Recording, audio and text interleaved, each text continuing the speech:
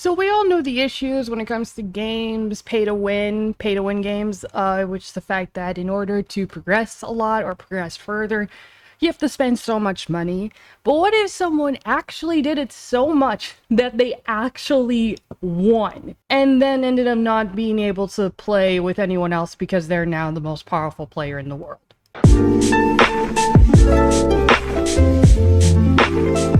Hello, I'm Annals, back with another video. Still on the couch with frizzy hair because it is so fucking hot where I'm at. Even with the fan on, I am sweating. But we are here talking about this Diablo Immortal, which, if you haven't heard about it, is a mobile game based off of the Diablo franchise that came out about, I think, a month or two ago. And it's now one of the lowest rated score games ever, simply because of the microtransactions. Because there has never been a pay-to-win mobile game such as much as Diablo Immortal. Which is kind of sad, because I've heard the actual game is good. Like, the gameplay and the characters and the design, the levels, it's fun. But the microtransaction is just what makes it so absurd, and why it has such a low rating for Android and iOS. And it was funny because there were, I know one article, but I believe there was a few, about like a week or two after the game was released, that talked about how someone would have to pay $100,000 to fully max out this character. Now, at the time, this was an estimate, because who the hell was actually going to be dumb enough to do that? Oh, silly, naive me.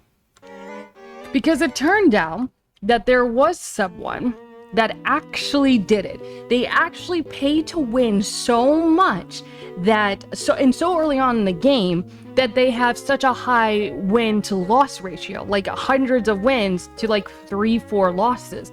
They spend $100K on this game that they no longer can play at all. It is so ironic, but just a chef's kiss on top of this. This is one article that came out on August 2nd. Gamers spend $100,000 on Diablo Immortal can no longer battle with other players. A Diablo Immortal player dropped a heavy amount of money into the game, more than $100,000, and is unable to battle other players.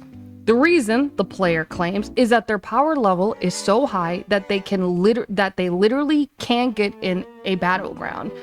This YouTuber, I'm not even going to try to say his name, posted a video debating refunding their expenses on Diablo Immortal, which they can claim to be more than $100,000. In the video, they say, "I can't do things that I spend money on this character to do, and I have no time frame of when things are actually going to be fixed, or even if things are going to be fixed, because I am the only player in the entire world with this problem." I actually heard that he ended up finding some other guy, and I think in like UK or something, that had the similar problem, but because they're over there in a different server, they can't actually battle each other. But yeah, I don't think he's like the only one, but definitely the famous one everyone knows about. The YouTuber mentioned that they have requested help from Blizzard via their official forums and through Twitter, but the response they got was lackluster. Development stated that it was aware of the issue, but nothing has been done since. Thoroughly upset, the YouTuber mentioned in their video that they were considering bringing in attorneys to help iron out the business. Previously, Blizzard CEO Mike Yambari defended the microtransaction system in Diablo Immortal, stating that the vast majority of players don't spend any money on the game. The philosophy was always to lead with a great gameplay and to make sure that hundreds of millions of people can go through the campaign without any cost. So why put them in there? You don't need to put them in there. You don't need to put all these microtransactions in there if the point of the game was not to use the microtransactions. The expenses needed to max off your character hasn't stopped players from spending big on Diablo Immortal. It reached $140 million in revenue in the 2 months since its release. In other Diablo news, fans of Diablo can secure access to Diablo 6 if they get attacked too. So yeah, that's literally it. This player has actually maxed out and they cannot play with anyone, which is also kind of ironic because this person also said that they're trying to make money by streaming from this game, but they can't actually play the game anymore.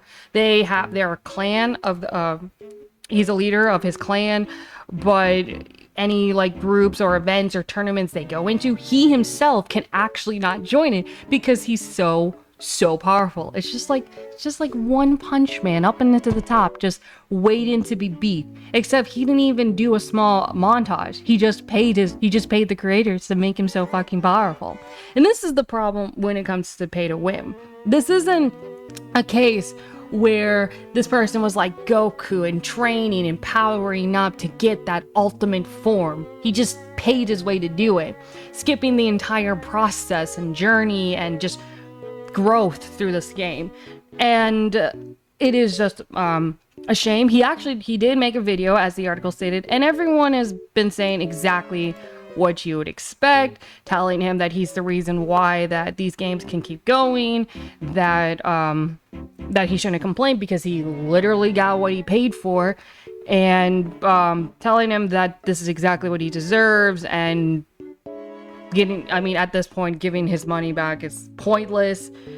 You know, just telling the guy that, yeah, no, it's pointless. That, there's no sympathy here. I don't get it. I don't get it either. And it's a shame because there has to be some regulation. I feel like this proves the problem with pay to win on both ends for people that spend so much money on it, and from like why corporations and businesses now are starting to make games like this, because they don't need like 2 million people playing it. They only need 20 people, or 20 whales, I believe they're called, who will spend this much money on it. Because even this person, when asked why he spent so much, it was simply because he liked the game and it is a type of game he would spend a lot of money on.